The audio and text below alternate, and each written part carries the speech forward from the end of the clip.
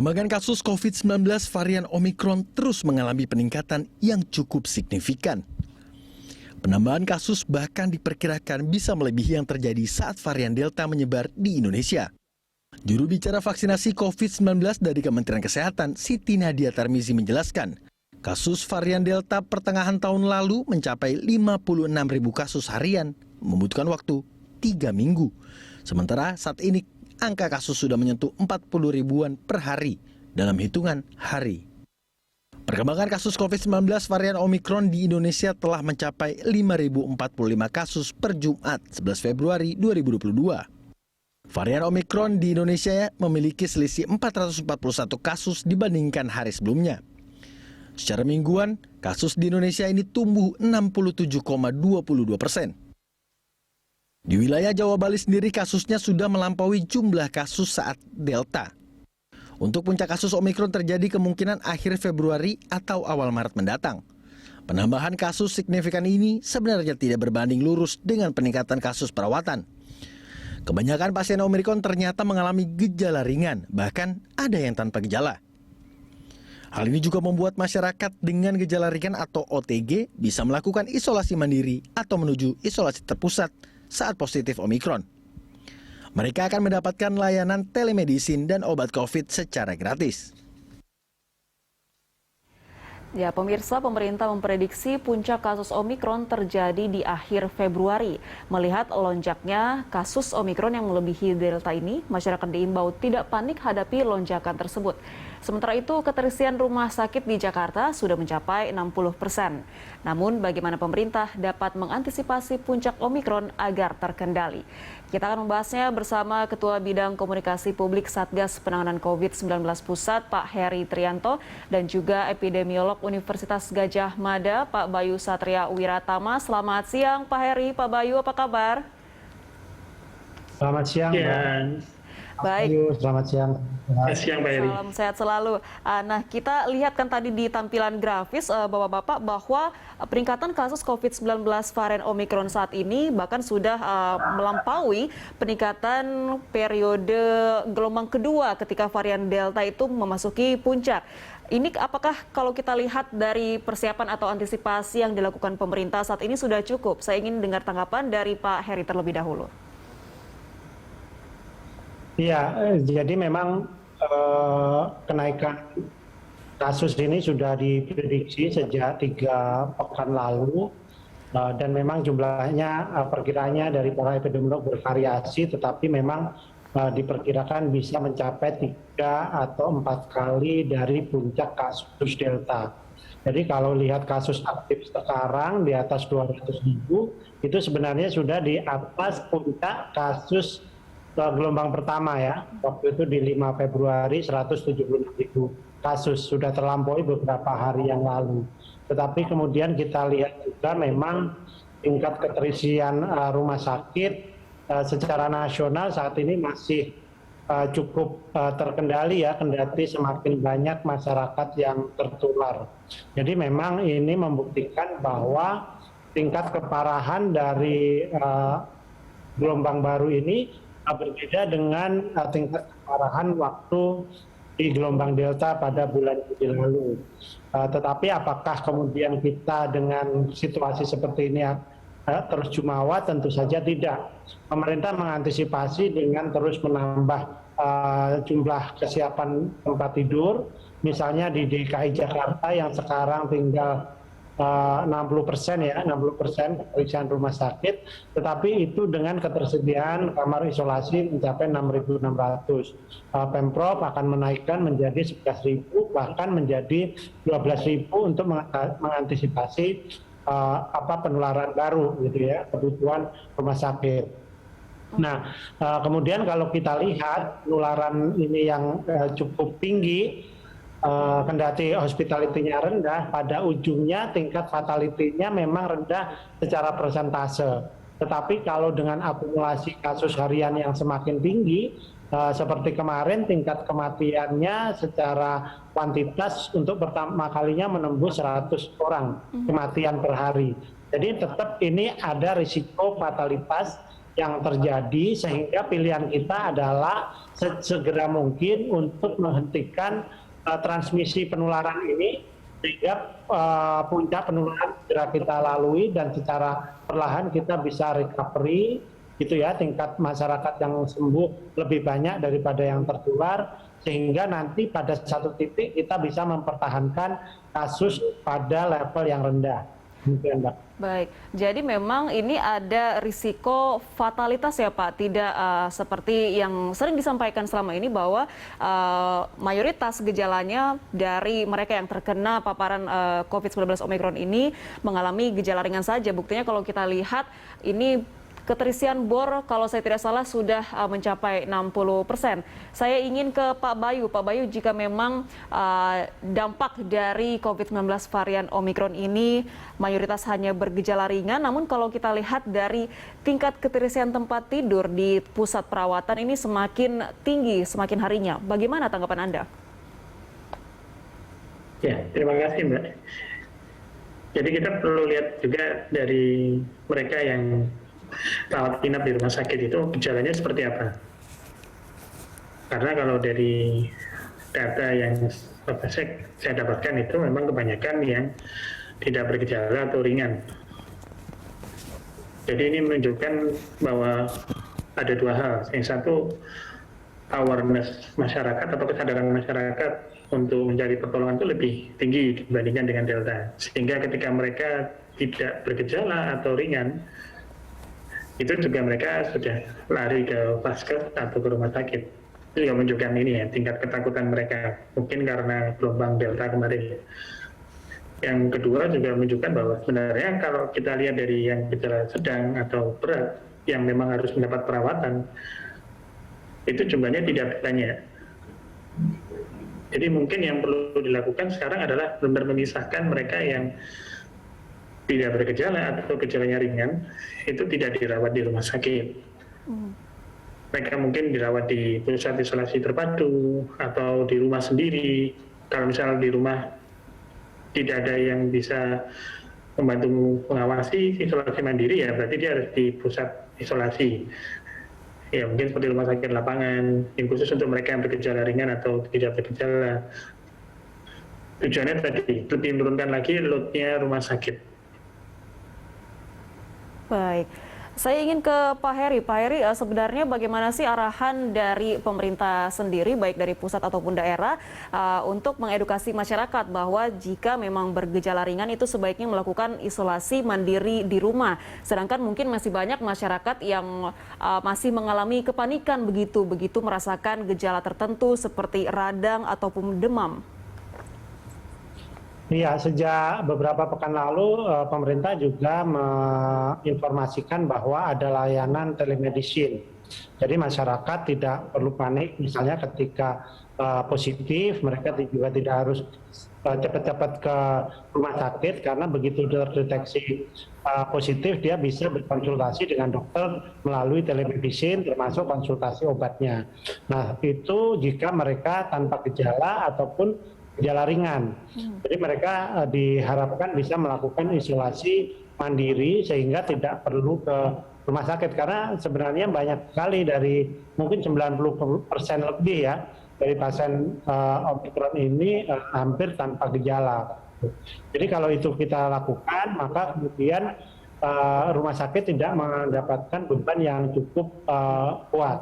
Pengalaman di DKI Jakarta pada awal-awal Omicron ini, karena tadi disampaikan Mas Bayu bahwa kesadaran masyarakat untuk rumah sakit tinggi, sehingga misalnya ya dari data 3 pekan lalu misalnya ada 9.000 yang harus dirawat rumah sakit, sebenarnya ketika dilakukan adjustment ulang itu hanya sekitar 1.500 orang yang layak mendapatkan perawatan. Selebihnya sebenarnya mereka bisa melakukan rawat jalan atau melakukan isolasi mandiri. Tetapi isolasi mandiri ini pun juga harus benar-benar diperhatikan. Apakah memenuhi syarat misalnya dengan kamar mandi sendiri, ruangan yang terpisah. Tetapi untuk masyarakat yang tidak bisa melakukan itu, mereka juga bisa datang ke isolasi terpusat. Jadi di 6 provinsi itu tersedia juga isolasi terpusat dengan kapasitas puluhan ribu tempat tidur. Itu bisa dimanfaatkan, Mbak.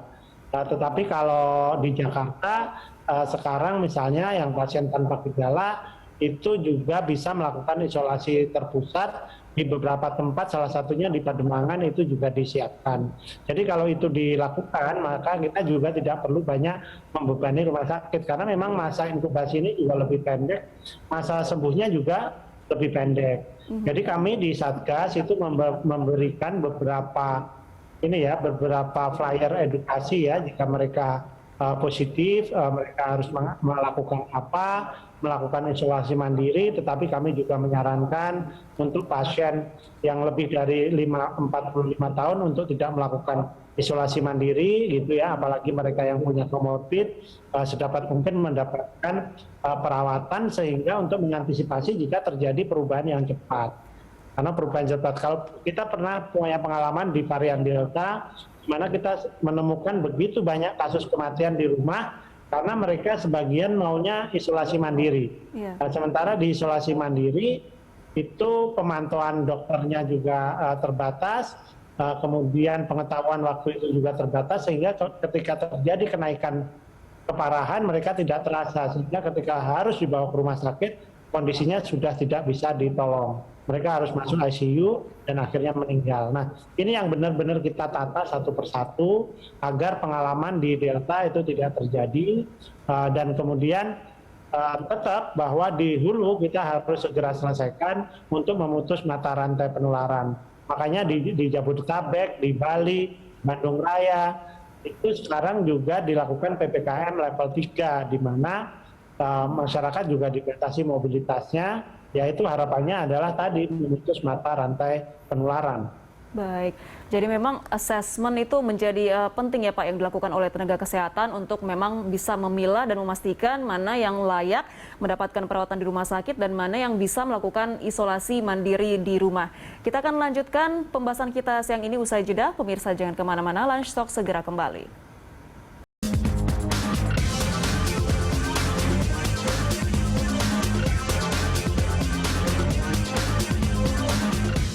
Kita lanjutkan perbincangan kita siang ini. Saya ke Pak Bayu terlebih dahulu. Pak Bayu, kalau kita melihat angka positif kasus COVID-19 yang semakin meningkat setiap harinya, ini apakah perlu dilakukan pola penanganan yang berbeda dan apakah ketentuan yang berada di dalam PPKM level 2 dan 3 yang ada saat ini itu sudah cukup untuk mengantisipasi peningkatan kasus yang lebih masif lagi ke depannya? Iya, terima kasih Mbak. Jadi kalau dilihat kan memang sebenarnya mau varian apapun mereka sama cara penularannya. Jadi PPKM yang sekarang itu juga sudah cukup bagus. Tinggal gimana implementasinya tadi diperbaiki di daerah. Seperti misalnya penggunaan peduli lindungi itu yang sampai sekarang walaupun Jogja itu sudah level 3, masih banyak tempat itu yang tidak menggunakan peduli lindungi, jadi bebas masuk-masuk saja. Nah, hal ini yang lebih perlu ditekankan di situ, implementasi dari PPKM. Karena apapun variannya, pencegahan penularannya tetap sama, yaitu kita dengan 5M, kita dengan jaga jarak, kita dengan 3T, vaksinasi, itu semua masih sama, walaupun ke depan nanti ada varian baru, selama tidak merubah cara penularannya. Sehingga kebijakan yang ada itu sekarang sudah sesuai, cuma yang perlu diperbaiki lagi ke depannya adalah tadi, implementasi dan pengawasannya di lapangan itu dilakukan atau tidak.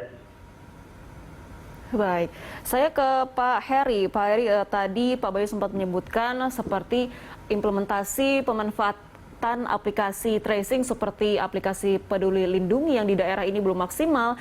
Bagaimana ke depannya untuk semakin menguatkan 3T ini agar tidak kendur, apalagi kita lihat penyebaran COVID-19 ini semakin tinggi saat ini? Ya, sebenarnya aplikasi Peduli Lindungi ini sangat penting ya untuk kemudian melakukan screening terhadap masyarakat yang datang ke tempat publik. Jadi tempat publik ini memang risiko penularannya tinggi karena interaksi terjadi, jadi memang perlu ada penyaringnya, dalam hal ini Peduli Lindungi. Minggu lalu Pak Luhut mengumpulkan semua gubernur di di Jawa Bali bersama pelaku-pelaku usaha untuk mengingatkan kembali pentingnya penggunaan aplikasi Peduli Lindungi ini untuk memitigasi risiko. Jadi memastikan penjagaan di pintu-pintu kedatangan itu dilakukan dengan baik dan petugas yang di lapangan itu hanya memperbolehkan masuk mereka yang berstatus hijau di situ. Jadi harus benar-benar dilihat. Memang seperti di Jogja yang disampaikan Mas Bayu tadi, kedisiplinannya kendor. Nah itu yang harus diingatkan kembali. Kemarin ada Wagub DIY juga yang ada di sana yang kemudian juga diingatkan untuk segera melakukan perbaikan-perbaikan yang bisa dilakukan. Tetapi pemerintah tentu saja tidak bisa sendiri tanpa dukungan dari volunteer ya, atau kemudian pelaku usaha yang memiliki tempat-tempat keramaian itu. Jadi sebenarnya sudah ada surat edaran dari Kasatgas tahun 2021 yang mengatur soal satgas protokol kesehatan di masing-masing tempat publik tadi. Kalau ini bisa dijalankan dengan baik, dimonitor dengan baik, tentu saja kita bisa menyaring orang di tempat-tempat keramaian. Menyaring orang yang masuk ke gedung-gedung untuk bekerja, sehingga sebelum mereka masuk mereka dipastikan sudah vaksin 2 kali, tidak sedang positif. Yang positif itu artinya dia sudah diperiksa antigen atau diperiksa PCR yang terkoneksi dengan Peduli Lindungi. Ketika positif dia kan hitam, jadi dia pasti tidak boleh masuk ke sana. Tetapi tentu saja itu pun masih belum cukup. Misalnya ketika orang yang tertular belum melakukan tes, kan berisiko juga menularkan ke orang lain. Jadi protokol kesehatan masih menjadi yang utama. Jadi di kantor harus menjaga jarak, menghindari makan bersama, misalnya makannya secara terpisah, duduknya juga terpisah, karena itu di ruang tertutup. Tetapi jumlah yang datang juga kan sudah dibatasi, hanya 25%.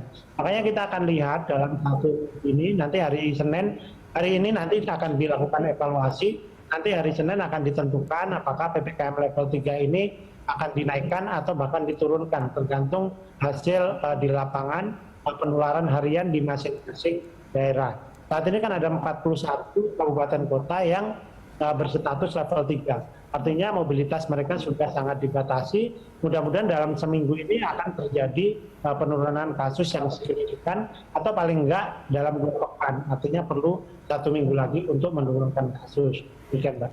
Oke, jadi akan ada diskusi terkait pemberketatan kembali atau penaikan level PPKM ya Pak, melihat perkembangan kasus seminggu ini.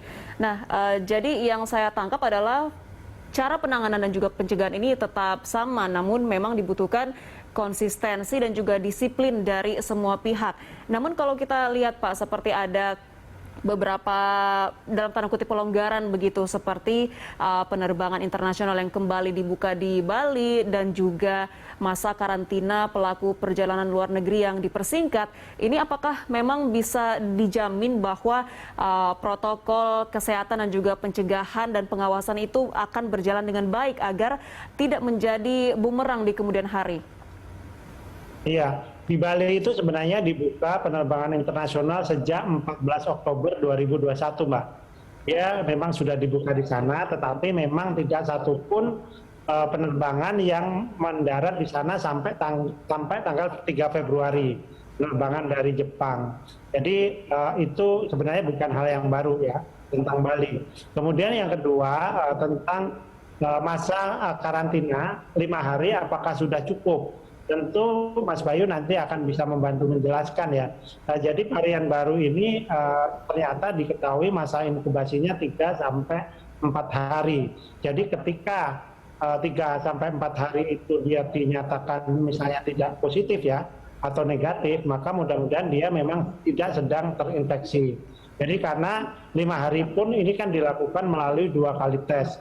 Entry test ketika datang di bandara, kemudian exit test ketika hari keempat. Ketika hari keempat negatif, hari kelimanya bisa meninggalkan tempat karantina. Mudah-mudahan ini resikonya tetap bisa terkendali dan kita bisa kemudian juga mulai mengalihkan fokus ke transmisi lokal. Karena sekarang mayoritas penularan itu sudah ada di transmisi lokal, sehingga kita juga memastikan pembatasan kegiatan masyarakat yang kita lakukan itu juga efektif dalam menutup mata rantai penularan. Baik, saya ke Mas Bayu. Mas Bayu, tanggapan dari Anda terkait dengan pertimbangan karantina PPLN yang dipersingkat dan juga mungkin perkembangan transmisi lokal yang ada saat ini. Seperti apa Mas Anda melihatnya? Ya, untuk PPLN sendiri, itu memang yang paling penting adalah jumlah tesnya yang dilakukan sebenarnya. Jadi kalau kita lihat kan di PPLN ini, jumlah tesnya sebenarnya ada 3 mereka. Sebelum berangkat, saat tiba, dan sebelum keluar dari tempat karantina. Nah, diharapkan dengan 3 kali tes ini, kita bisa meningkatkan kemampuan tes kita untuk mendeteksi mereka yang positif. Karena kalau cuma 1 kali tes, bukan lolosnya itu besar, karena mereka biasanya tidak bergejala yang PPLN ini kan. Kalau mereka bergejala kan pasti tidak bisa berangkat. Nah, dan terkait dengan yang diperpendek, itu 5 hari itu masih masuk dalam range aman. Jadi. Karena juga tadi dominasi variannya kan sekarang kebanyakan Omikron yang mayoritas itu memang inkubasinya lebih pendek daripada varian sebelumnya. Namun tetap yang lebih penting tadi, ada layer atau lapisan tes itu yang bertahap. Jadi kunci pentingnya di sana. Kalau hanya 5 hari misalnya tanpa ada tes, itu tentu saja tidak bisa. Tapi kalau tadi bisa 5 hari, tes sebelum berangkat, saat datang dan sebelum keluar, itu diharapkan memang tadi seperti kata Pak Heri, kita benar bisa menyaring mereka yang negatif itu saja yang bisa masuk ke dalam Indonesia. Nah, namun yang lebih penting adalah evaluasinya. Karena tadi kan kita sudah sering dengar ada yang menyalahkan hotel itu, katanya ada yang enggak, ada yang main-main, ada yang nggak bilang hal-hal lain yang itu tadi menjadi bahan evaluasi sebenarnya. Jadi sistemnya udah bagus, kembali lagi evaluasinya yang perlu diperketat lagi. Oke, berarti kembali lagi bergantung kepada 3T itu ya, testing, tracing, dan juga treatment. Nah, ini apa yang mungkin bisa dilakukan oleh pemerintah agar bisa menjaga ritme dari 3T ini terus menguat dan tidak akan mengendur di masa penularan yang semakin tinggi? Iya, kalau kita lihat testing di ini ya, di wilayah aglomerasi sebenarnya cukup tinggi. Memang kemarin ada kritik juga kepada satgas-satgas di daerah atau pemerintah daerah yang melakukan testing dalam jumlah yang terbatas. Artinya testing ini kan tergantung dari penelusuran kontak erat ya.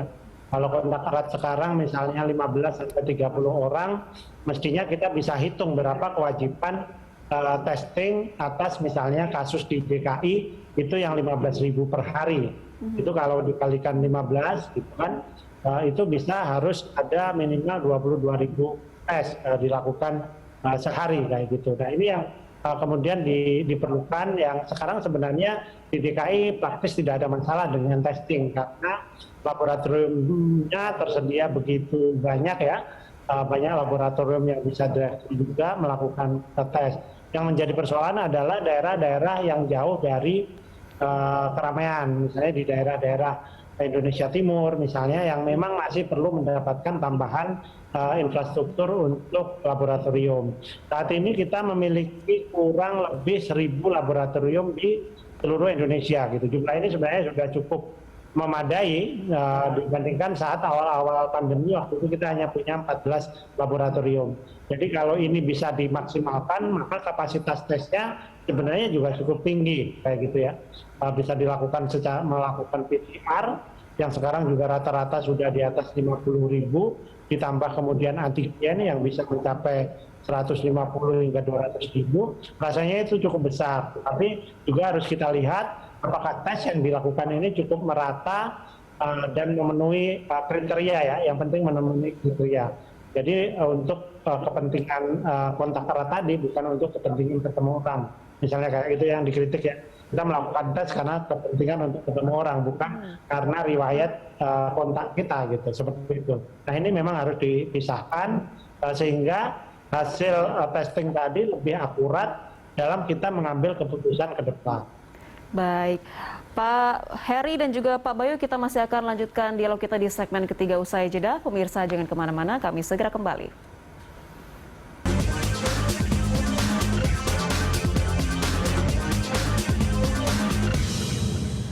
Pemirsa, terima kasih Anda masih bersama kami. Kita lanjutkan perbincangan kita. Saya ke Pak Heri. Pak Heri, dari pembahasan kita, memang pencegahan dari protokol kesehatan, kemudian juga upaya 3T ini menjadi kunci untuk mencegah penularan yang lebih tinggi lagi dalam menghadapi varian Omikron. Namun tentu vaksinasi juga menjadi faktor pendukung begitu. Nah, kalau kita lihat dari angka kematian yang ada ini, apakah mereka yang meninggal akibat kasus Omikron ini adalah mereka yang belum divaksinasi, Pak? Ya, jadi kita sudah pelajari datanya waktu kematian sejak beberapa pekan itu terakumulasi hampir 370 orang, itu 69% diantaranya, ini kita ambil sampel ya, 69% diantaranya itu belum mendapatkan vaksinasi yang lengkap. Artinya sama sekali belum divaksin, sama kemudian yang kedua baru divaksin 1 kali. Sehingga ini menunjukkan betapa pentingnya vaksinasi lengkap itu dalam rangka mencegah keparahan. Kemudian sebagian atau hampir semuanya pasien-pasien itu memiliki riwayat penyakit bawaan gitu. Jadi yang itu kemudian juga menambah keparahan, dan kenapa kemudian Omikron yang bagi sebagian orang itu tidak bergejala bahkan, tetapi ketika menimpa orang lain yang rentan ya, belum divaksin 1 kali atau memiliki comorbid, itu memiliki fatalitas yang cukup tinggi kayak gitu. Nah, ini yang harus kita lihat secara bersama-sama sebagai sebuah dasar ya dalam kita untuk melakukan antisipasi. Makanya beberapa pekan lalu juga ada himbauan agar masyarakat yang berusia 60 tahun ke atas sebaiknya dalam beberapa pekan ini untuk menahan diri berada di rumah untuk menurunkan risiko tertular. Karena tadi mereka biasanya di atas 60 itu adalah kelompok rentan, punya comorbid, memang kemudian sebagian besar sudah divaksin, tetapi sebenarnya risikonya juga jauh lebih tinggi dibandingkan yang lain. Kalau kita lihat data dari 144.000 saudara-saudara kita yang meninggal, itu 80% dari yang meninggal itu berusia di atas 48 tahun. Jadi ini menunjukkan semakin tua seseorang usianya, sebenarnya semakin risikonya semakin besar. Nah, ini yang kemudian harus benar-benar kita jaga. Nah, jadi kita ini dalam mengambil kebijakan ini bisa fokus, Mbak. Jadi fokus dan terarah, sambil kemudian kita juga tetap memperhatikan faktor perputaran ekonomi agar bisa berjalan. Kalau kebijakan model ini kita bisa lakukan, maka secara perlahan-lahan kita bisa hidup berdampingan dengan COVID-19. Baik. Nah, ini untuk menjaga animo Pak dari masyarakat agar mau divaksin, seperti apa yang dilakukan pemerintah? Mengingat saat ini juga kita lihat masih ada masyarakat yang beranggapan vaksin atau tidak vaksin tetap akan kena juga begitu. Ya, memang vaksin tidak membuat orang kebal terhadap penularan virus ya. Mereka bisa tertular, tetap bisa tertular, tetapi dengan tingkat keparahan yang minimal. Yang bisa kita mencegah untuk tertular dari virus adalah patuh dan disiplin dengan protokol kesehatan. Jadi memakai masker, menjaga jarak, mencuci tangan. Itu cara kita untuk mencegah penularan. Tetapi kalau sudah divaksin, memang sejak awal vaksinasi dilakukan 13 Januari 2021, Satgas sudah mengatakan bahwa vaksin itu tidak membuat kita kebal terhadap penularan. Jadi ini yang harus kita pisahkan gitu. Jadi ketika masyarakat beranggapan vaksin tidak divaksin tetap kena, iya memang sejak awal tidak ada jaminan kalau divaksin itu terbebas dari penularan. Tetapi ketika divaksin, risiko keparahannya itu akan jauh lebih rendah daripada yang tidak divaksin. Nah, ini adalah pilihan-pilihan, opsi-opsi bagi masyarakat. Nah, masyarakat juga harus bisa menyadari situasi seperti itu agar mereka juga pada akhirnya mau untuk divaksinasi. Karena memang sebagian masyarakat nggak mau, tetapi kita beruntung Mbak, di Indonesia ini masyarakatnya tidak terbelah seperti di Amerika Serikat. Jadi di Indonesia ini sebagian besar masih mau mengikuti himbauan para ahli kesehatan agar mereka segera melakukan vaksinasi, karena bagaimanapun memang vaksinasi terbukti mencegah kita dari keparahan ketika tertular COVID. Ini adalah pilihan-pilihan yang secara bebas sebenarnya juga dipahami oleh masyarakat, sehingga mereka tahu alasannya kenapa tidak mau divaksin atau dia mau divaksin. Jadi rasanya ini yang menjadi PR kita untuk membujuk sebagian kecil saudara-saudara kita yang enggan untuk divaksinasi. Baik, jadi memang yang dibutuhkan adalah beriringan begitu upaya yang dilakukan, baik itu prokes, pencegahan lewat 3T dan juga vaksinasi untuk bisa mencegah Omikron ini semakin meningkat lagi. Saya ke Pak Bayu. Pak Bayu, terakhir pesan dari Anda terkait dengan perkembangan kasus yang ada saat ini, silakan. Ya, saya setuju dengan Pak Heri tadi. Jadi pesannya paling utama adalah jika belum vaksin, segeralah vaksin. Jika sudah dapat jadwal booster, segeralah mendapatkan jadwal booster. Karena kita sudah tahu dan sudah terbukti bahwa vaksin ini mencegah keparahan. Walaupun memang belum terbukti 100% mencegah infeksi COVID-19, tapi paling tidak kita bisa menurunkan tingkat keparahan sehingga rumah sakit tidak terbebani, sehingga tidak terjadi lagi kejadian seperti gelombang kedua kemarin saat Delta naik kasusnya. Kemudian kita juga tetap harus prokes, paling tidak adalah memakai masker, tidak masker kain lagi, tapi paling tidak masker kain dengan masker bedah, atau kalau tidak masker bedahnya yang buat kenot, buat simpul di sampingnya, tujuannya untuk membuat maskernya itu lebih ketat lagi. Nah, itu ditambah dengan vaksinasi dan kesadaran untuk mendapatkan tes ketika bergejala atau setelah kontak dengan yang sakit, ditunjang dengan isolasi mandiri, diharapkan kita bisa melewati gelombang Omikron ini dengan tingkat kematian dan tingkat hospitalisasi yang jauh lebih rendah daripada gelombang Delta kemarin. Baik, kesadaran yang baik dari masyarakat dan juga disiplin bersama ini tentu dibutuhkan kerjasama dari semua pihak ya untuk bisa menekan penularan COVID-19 yang ada saat ini, dan semoga kedepannya penanganan dan juga pencegahan kita bisa lebih baik lagi. Terima kasih Pak Bayu dan juga Pak Heri sudah berbagi informasi bersama kami siang ini. Salam sehat selalu. Pemirsa, salam sehat juga. Ya. Terima kasih. Pemirsa, Lunch Talk masih akan kembali usai jeda, tetaplah bersama kami.